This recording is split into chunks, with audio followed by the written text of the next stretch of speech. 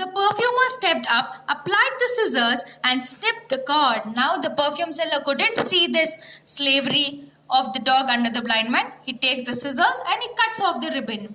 The dog bounced off and picked up the bone. The dog is very happy and he goes and takes the bone. The blind man stopped dead where he stood. Now the blind man is surprised. So he's standing in his place with the other half of the string dangling in his hand, with the other half of the ribbon which was hanging in his hand. Tiger, tiger, where are you? He cried. The blind man started shouting at the dog. Where are you? The perfumer moved away quietly, muttering, You heartless devil. The perfumer is talking to himself. You mutter all at times, no? Even he's telling, You heartless devil.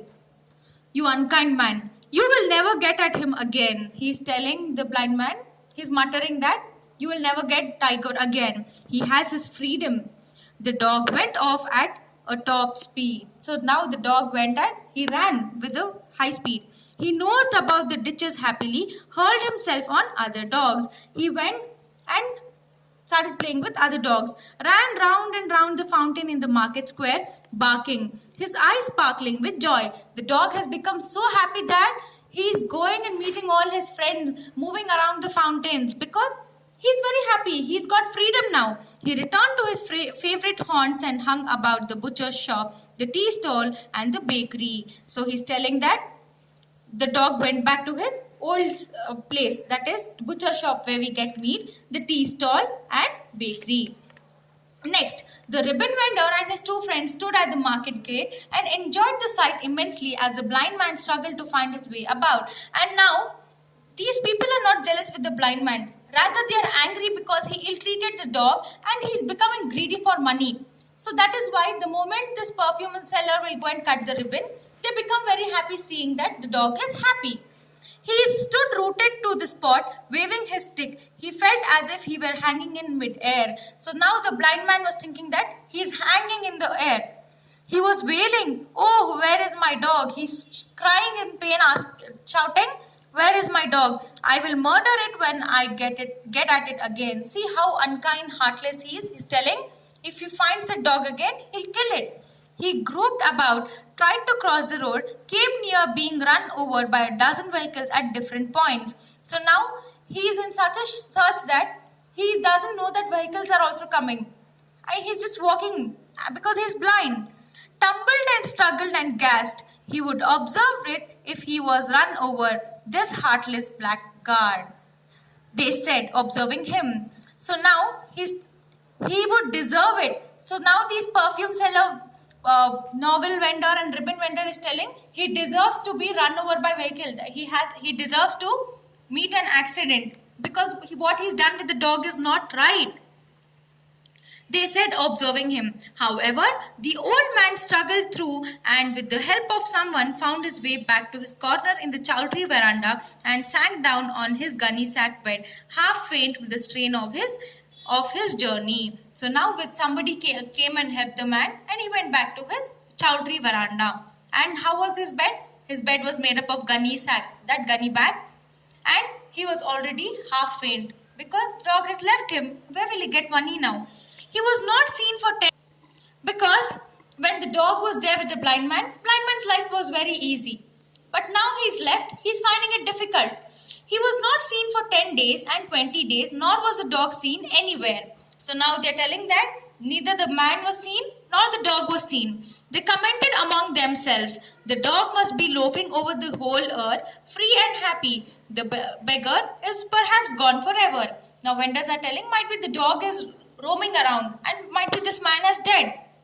Hardly was this sentence uttered when they heard the familiar tap-tap of the blind man's staff.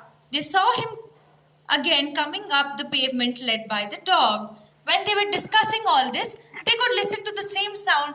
When these blind people walk, they hit the stick to the ground and walk, right? So they heard that, and along with this, they saw that there was a dog with him. Look, look, they cried. He has again got at it and tied it up. The vendors are telling, see, this man has got the dog again and he's tied him up. The ribbon seller could not contain himself. He ran up and said, where have you been all these days? Now ribbon seller was very disturbed with this. So he goes to them and asks, he goes to the blind man and asks, Where were you from such long time? No, what happened? Cried the blind man. When the ribbon seller asks, where were you from these many days? The blind man will cry and tell, you know what happened? This dog ran away. I should have died in a day or two. Confined to my corner, no food, not an anna to earn, imprisoned in my corner. When as soon as the dog left, I had no food, no money with me. I should have perished if it had continued for another day. But this thing returned. He's telling that if this dog wouldn't come back to me, I would have died. But luckily, he came back to me. Dogs are very faithful, right? So that is why he's narrating the whole story. See, now the vendor asks, when? Last night at midnight, as I slept in bed, he came and licked my face. I felt like murdering him. So the blind man is telling, when I was sleeping, this dog came and licked my face. And I got very angry. I felt like killing him. I gave him a blow which he will never forget again. See, this blind man, still he's so unkind that he's telling that I hit him in such a way that he'll never forget. Said the blind man, I forgave him, after all a dog. Blind man is telling, I've forgiven him because he's a dog. He loafed as long as he could pick up some rubbish to eat on the road. Blind man is telling, this dog roamed so much in the streets that he could pick up hardly things whatever was available to eat on the road. But real hunger has driven him back to me. So now he's telling that his hunger has brought him here, but he will not leave me again. See, I have got this. And he shook the lead. It was a steel chain this time. How cruel this blind man is. He's telling that this dog will never leave me, and now instead of ribbon, I have chained him.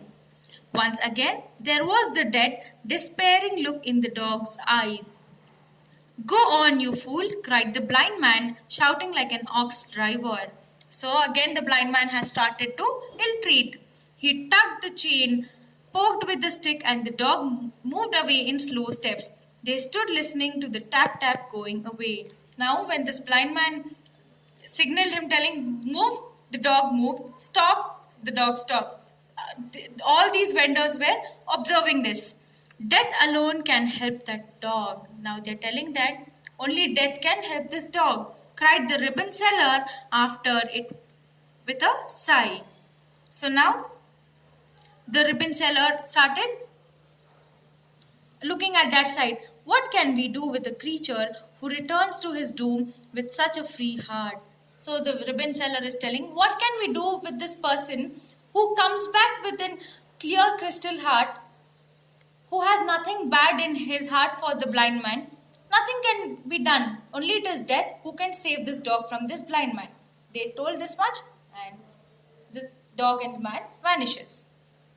So what we understood in this lesson is the human greed is increasing day by day.